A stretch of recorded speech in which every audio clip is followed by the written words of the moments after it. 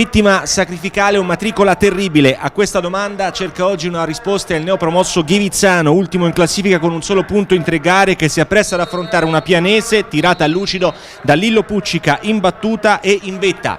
Attenzione a questo bel lancio di Golfo.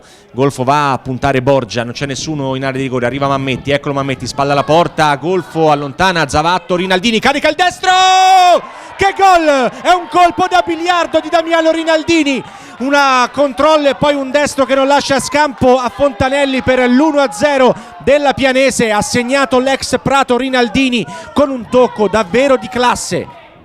Poi l'anticipo di Rinaldini in velocità, cerca di saltare i due avversari, evita Francesconi, prova ad accentrarsi, carica il destro, le finte, Rinaldini! Tutto lui, fa tutto lui e tra poco non faceva anche il 2-0, grandissima giocata di Damiano Rinaldini. Brutto questo passaggio errato, attenzione allora Carignani per Lelli in zona tiro, prova il destro, in scivolata si è immolato un giocatore della pianese e poi il tiro per un soffio non finisce in porta, tentato da Lelli, si era immolato Zagaglioni, Lelli ha cercato la conclusione per un soffio, non finisce dentro la porta difesa da Palombi. Prima azione, prima occasione da gol del Ghivizzano, che arriva il quarto della ripresa con Lelli.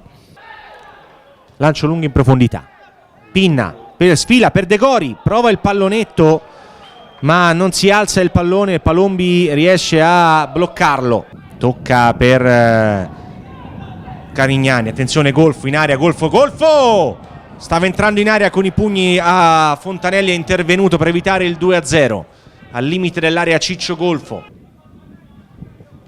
Ancione dentro, buono per Rinaldini, destro che mette in difficoltà Ghivizzano e Fontanelli, sarà ancora calcio d'angolo.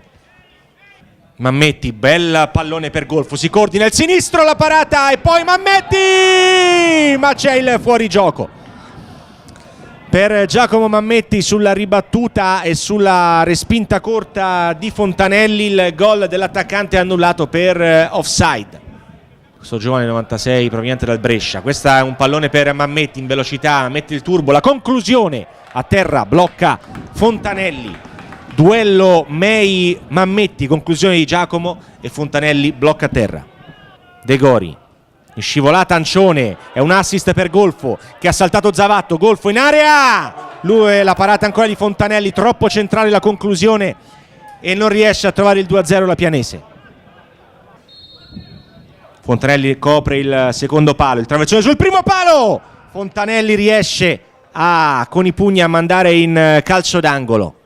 1-0, gol di Rinaldini, pianese prima in classifica dopo 4 giornate. E piove anche al Comunale, arriva anche la pioggia nel finale per festeggiare, se così possiamo dire, la vittoria della pianese. È tutto dunque qui, grazie al gol di Rinaldini la pianese trova la vittoria, 10 punti in classifica. Domenica c'è la trasferta di Gubbio, un test assai probante per i bianconeri.